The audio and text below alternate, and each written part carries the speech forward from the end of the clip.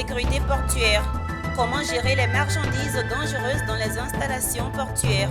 La question a fait l'objet de formations à l'Institut de sécurité maritime interrégional de la RSTM. Formation professionnelle, le groupe Raji Anne-Marie Rama a reçu le certificat en normes compétences numériques The Digital Skills Standard ICDL. Industrie artistique, le lycée d'enseignement artistique d'Abidjan célèbre ses 30 ans. Bienvenue Madame, Monsieur, merci de nous rejoindre sur Business 24 Africa pour suivre le journal. Nous débutons avec une page de sécurité portuaire. Comment gérer les marchandises dangereuses dans les installations portuaires? La question a fait l'objet de formations à l'Institut de sécurité maritime interrégional de l'Académie régionale des sciences et techniques de la mer. 22 auditeurs ont reçu leur parchemin à l'issue de 5 jours de formation intense. Issa Badini et Doumbia Ayuba ont assisté à la cérémonie de remise d'attestation. Des sourires sur les visages, des parchemins en main, ce sont là 22 auditeurs venus de 7 pays, dont la Guinée, la Sierra Leone, le Cameroun, le Togo, le Sénégal et bien évidemment la Côte d'Ivoire. Pendant une semaine, ces agents portiers sont venus apprendre les techniques de gestion des marchandises dites dangereuses dans les installations portières. Le nitrate d'ammonium, qui est une marchandise qui est de l'engrais, parce que souvent on dit que l'engrais c'est pas grave, mais l'engrais là que vous dites c'est pas grave, cet engrais là qui s'appelle nitrate d'ammonium peut créer les plus grandes catastrophes au monde. Depuis 1916, l'homme meurt à cause de cet engrais là. C'est la raison pour laquelle, vous voyez, cet engrais-là, on ne peut pas l'empêcher de transfrontalier, de passer à travers nos pays. Ça quitte toujours d'un pays à un autre. Et toujours, l'homme oublie ce qui s'est passé. C'est la raison pour laquelle, vous voyez, quand on apprend des leçons de cela, parce que là, on a vu des retours d'expérience qui ont montré, effectivement, des cas de figure. Et les auditeurs que nous sommes, nous avons été, disons, heureux d'apprendre. Nous avons appris surtout les bonnes pratiques, parce que déjà...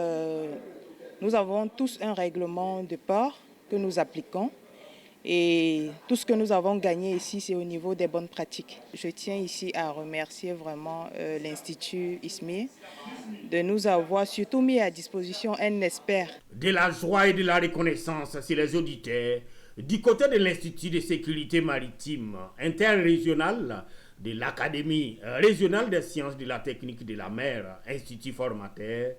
C'est un sentiment de mission de bons offices accomplis, car, dit-on ici, les enjeux du moment exigent des mises à niveau adéquats. C'est la sûreté des ports. Les ports doivent être sûrs, parce qu'il faut le dire, le port est un outil essentiel de développement pour les États africains. Donc il est important pour nous de donner ces rudiments-là, de donner cet enseignement pour qu'on préserve cet outil de développement-là. Il faut reconnaître d'abord la marchandise dangereuse, comment l'emballer, comment le transporter. Essentiellement des manutentionnaires, cette cohorte, selon le commandant Modeste, est la première d'une série de 3. Après cette formation, s'ensuivra celle des responsables maritimes et les autorités portières. Fruit de la collaboration de plusieurs organismes dont SafePort, ce stage de mise à niveau des manutentionnaires sur la gestion des marchandises dangereuses, il faut le souligner, est financé par la coopération allemande et piloté par l'Institut des Nations Unies pour l'étude et la recherche. Formation professionnelle. Le groupe Rama, Institut Raji Anne-Marie a reçu récemment à Grand Bassam le certificat en normes de compétences numériques The Digital Skills Standard ICDL. Il s'agit de faire de l'Institut Rama un centre d'accréditation en formation des jeunes et cadres en outils numériques. Avec cette accréditation, le groupe devient la première école dans le sud de Comoé à disposer d'un tel privilège. Pierre Tebeu et Wilfried Yao. Ce certificat attribué à l'Institut Raji Anne-Marie par ICDL a un caractère significatif. Il fait de cette école un centre de test et la première école dans le sud Comoé à recevoir une telle distinction. Au premier rang, tout le personnel des écoles du groupe FEDEL Invest avec à sa tête la présidente du conseil d'administration. Il sera désormais enseigné aux jeunes élèves l'essentiel de l'ordinateur et de l'Internet, l'introduction aux bases de l'information à l'Internet, entre autres. Ce qui est intéressant, c'est que ICDL est délivré aujourd'hui à travers un réseau de centres de tests comme celui de Rama. Il servira à relever le niveau des élèves et du personnel de l'Institut Raji Anne-Marie. Un certificat reconnu partout en Afrique et à l'étranger qui pourra ouvrir les portes du travail. En fait, c'est le passeport de compétences informatiques. C'est cet outil qui va permettre en fait à nos jeunes de pouvoir trouver du travail rapidement parce que quand vous venez en entreprise, on vous demande aujourd'hui d'avoir des compétences digitales et de les prouver. Donc ici, est la preuve que vous maîtrisez, n'est-ce pas, à un niveau international, à un niveau standard, n'est-ce pas, l'outil informatique. Ce certificat permettra aux élèves et au personnel de détenir un précieux sésame dans la norme de compétences numériques. Un pas de plus pour ce groupe école. Là aujourd'hui, pour recevoir l'accréditation du centre de formation certification école de l'ICDL, qui nous permet aujourd'hui de pouvoir donner des formations en informatique et également à emmener nos élèves à avoir un niveau informatique excellent. Sur la plateforme ICDL, chaque étudiant, en fonction de son compte, puisse attaquer une formation qui est spécifique à ce qu'il souhaite. Donc, il attaque vraiment son espace de travail. Et vous pouvez donc avoir plusieurs étudiants qui viennent au cours en même temps dans une salle informatique, mais qui n'ont pas forcément les mêmes besoins, qui ne travaillent pas forcément sur les mêmes modules. La certification ICDL est aujourd'hui la plus grande certification numérique au monde. La fondation à l'origine de cette certification est une entreprise mondiale dédiée à élever les normes de compétences numériques au sein de la main-d'œuvre, de l'éducation et de la société. 1994-2024, 30 ans que le lycée d'enseignement artistique d'Abidjan, Léa, existe. Un anniversaire que l'institution a voulu marquer à travers le lancement des festivités. C'était au sein de l'Institut national supérieur des arts et de l'action culturelle où le personnel enseignant et les élèves du Léa ont échangé sur l'avenir de l'école et les actions de promotion de l'industrie artistique. Walter Kofi. 3 décennies au service de l'art et de la culture, un peu plus d'un quart de siècle à œuvrer pour l'éclosion des meilleurs artistes africains. Une performance qu'a voulu marquer le lycée d'enseignement artistique d'Abidjan, Léa, en procédant au lancement des festivités de ses 30 ans d'existence. Des célébrations qui ont réuni les acteurs de l'industrie artistique venus apporter leur soutien et reconnaissance au travail abattu par cette institution. Le Léa, c'est un établissement secondaire artistique qui reçoit les enfants dès la classe de 3e après le BEPC. Nous les recevons en classe de seconde, ensuite première et terminale, où ils passent le bac artistique. Et à l'issue du bac artistique, ils ont le choix, ils peuvent aller à l'université, à l'ISTC comme à l'INSAC. Chaque année, nous ne pouvons accueillir que 60 en arts plastiques, 60 en musique et puis 40 en arts dramatiques, ce qui donne un lycée à base 1. Nous avons seulement 3 classes de première par spécialité, 3 classes de seconde et 3 classes de terminale. La cérémonie a été marquée par plusieurs prestations artistiques, parmi lesquelles des danses, des chants et aussi de la peinture, des moments qui ont permis aux visiteurs de s'imprégner du savoir-faire des jeunes talents du lycée d'enseignement artistique. C'est beaucoup d'expérience parce qu'il faut dire que depuis que je suis entrée ici, depuis 2005, c'est beaucoup d'apprentissage et le fait de côtoyer des professeurs vraiment sachants, que ce soit au lycée d'enseignement comme à l'INSAC, ça nous apporte beaucoup d'expérience parce que ce n'est pas que les cours ici, il y a aussi l'expérience sur le tas parce que les professeurs nous accompagnent souvent. Nous constatons que le Léa est un vrai vivier, une vraie pépinière de l'industrie culturelle. Parce que quelqu'un disait, un pays sans culture est un pays sans art. Longtemps la culture a été reléguée au second rang. Genre quand tu es artiste, comme ça, tu mais aujourd'hui, on se rend compte que la culture compte dans un pays. Situé au cœur de l'Institut national supérieur des arts et de l'action culturelle INSAC, le Léa est la pépinière où débutent les talents ivoiriens et africains. L'institution décompte près de 6000 jeunes formés, parmi lesquels de nombreuses célébrités actuelles, dont l'artiste chanteur ivoirien Baby Philippe. Le 53e congrès de la Fédération internationale des jeunesses libérales s'est ouvert récemment à Abidjan. Cette année, le thème choisi pour l'événement était « Libéraux et démocrates de toutes les nations, unissons-nous ». Le thème principal, rassembler tous les libéraux du monde entier et consolider l'union entre eux. Le récit de Michel Brou.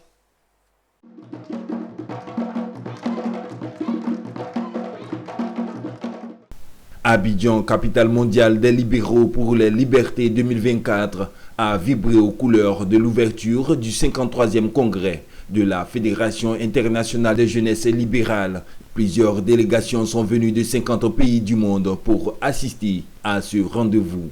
Des membres du gouvernement ivoirien, des représentants de jeunes leaders du monde sont venus communier à cet événement. Cette forte mobilisation témoigne de l'importance de cette activité pour l'ensemble des participants. Le président de la fédération et les initiateurs ont souligné l'importance de l'unité entre les libéraux, utile à une démocratie plus efficiente de toutes les nations.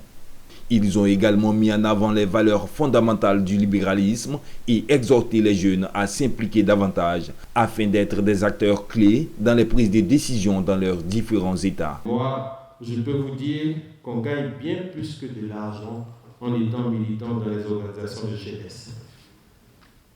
Chers amis jeunes, je peux vous dire ce matin que mon parcours dans ces organisations politiques et mes responsabilités dans les mouvements libéraux m'ont fait gagner bien plus que des choses matérielles. Vous ne perdez jamais en servant avec dévouement les autres. Vous ne perdez jamais quand vous servez avec conviction. Accueillir ce congrès revêt une importance stratégique.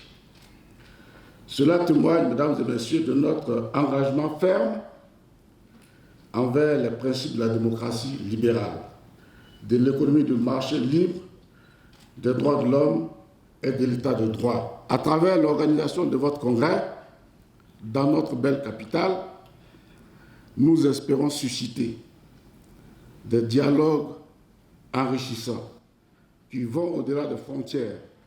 La cérémonie d'ouverture du 53e congrès de la Fédération internationale des jeunesses libérales intervient après le lancement de l'atelier régional des jeunes libéraux d'Afrique. Cette présente activité contribue à consolider les liens entre les libéraux du monde entier et de promouvoir l'unité et la coopération pour la réalisation des idéaux libéraux.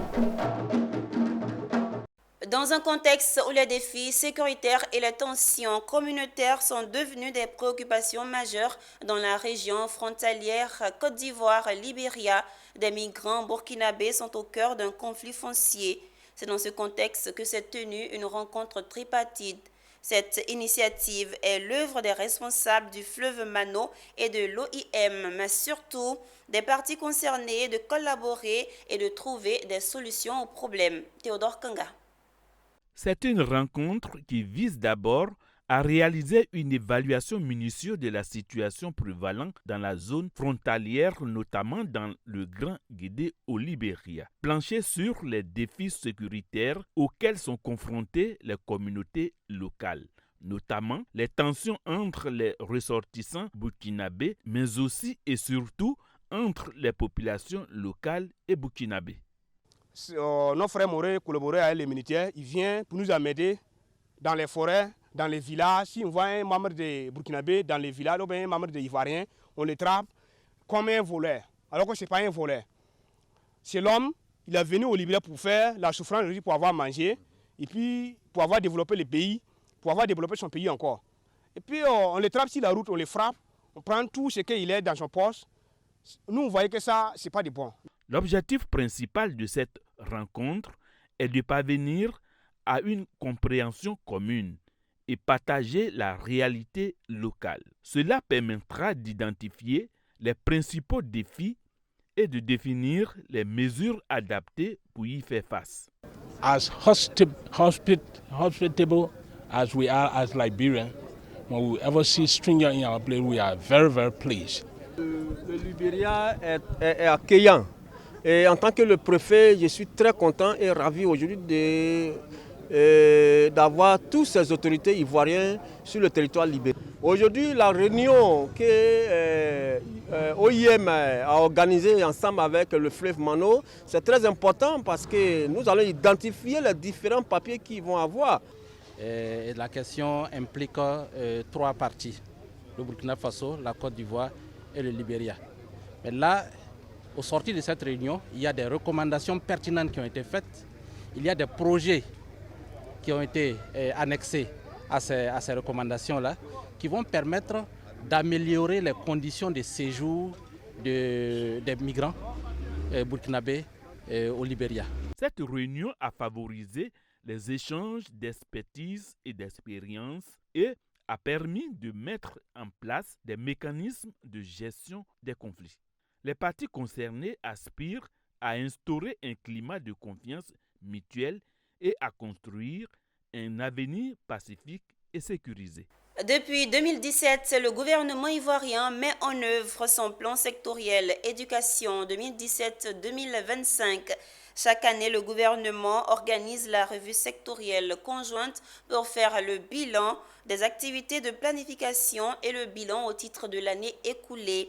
En prélude à cette revue sectorielle conjointe, le RIP-EPT organise à Yamoussoukro une pré-revue pour dévoiler les résultats de la mise en œuvre du plan sectoriel et faire un rapport avec les recommandations. Pierre Tebe nous commente le reportage de Charles Kouakou.